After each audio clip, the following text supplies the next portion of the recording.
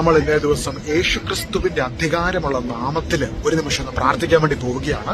എത്ര അസാധ്യ വിഷയമാണെങ്കിലും യേശുനാമത്തിന്റെ ശക്തിയിൽ പ്രാർത്ഥിക്കുമ്പോൾ ഒരു വലിയ ദൈവിക വിടുതൽ സംഭവിക്കും. കർത്താവ് യേശുക്രിസ്തുവിന് അധികാരമുള്ള നാമത്തിൽ പിതാവേ, ഞാൻ ഈ നിമിഷം പ്രാർത്ഥിക്കുന്നു. എന്റെ സഹോദരങ്ങളോടൊപ്പം പ്രാർത്ഥിക്കുന്നു. ഇന്ന് ഈ വീഡിയോ കാണുന്ന ഓരോ വ്യക്തിയും ഞങ്ങൾ ഐക്യമത്യപ്പെട്ട് പ്രാർത്ഥിക്കുന്ന നിമിഷം യേശുക്രിസ്തുവിന് അധികാരമുള്ള നാമത്തിന്റെ ശക്തി ഇപ്പോൾ തന്നെ അത്ഭുതങ്ങൾ സംഭവിക്കട്ടെ. മർക്കോസ് 16:16 പ്രകാരം യേശു പറഞ്ഞല്ലോ, നിങ്ങൾ ലോകമെങ്ങും പോയി സകല സൃഷ്ടികളോട് സുവിശേഷം പ്രസംഗിക്കുവിൻ. വിശ്വസിക്കുകയും സ്നാനമേൽക്കുകയും ചെയ്യുന്നവൻ രക്ഷ പ്രാപിക്കും, വിശ്വസിക്കാത്തവൻ ശിക്ഷാവിധിയിൽ അകപ്പെടും. വിശ്വസിക്കുന്നവരോടുകൂടെ ഈ അടയാളങ്ങൾ ഉണ്ടായിരിക്കും. അവർ എന്റെ നാമത്തിൽ പിശാചുക്കളെ ബഹിഷ്കരിക്കും. അവർ രോഗികളുടെ മേൽ കരങ്ങൾ വെക്കുമ്പോൾ അവർക്ക് സൗഖ്യം ലഭിക്കും. കർത്താവെ, നിന്റെ നാമത്തിലാണ് ഞങ്ങൾ പ്രാർത്ഥിക്കുന്നത്.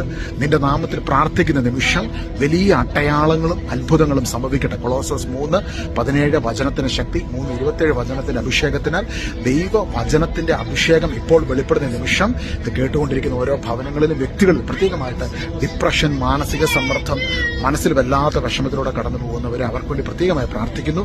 ഈശോയെ തൊടണമേ, സ്വാതന്ത്ര്യത്തിലേക്ക് നയിക്കണമെന്ന് പ്രാർത്ഥിക്കുന്നു. അനുഗ്രഹിക്കുന്നു. പിതാവിന്റെയും പുത്രന്റെയും പരിശുദ്ധാത്മാവിന്റെയും നാമത്തിൽ. ആമേൻ. God bless U.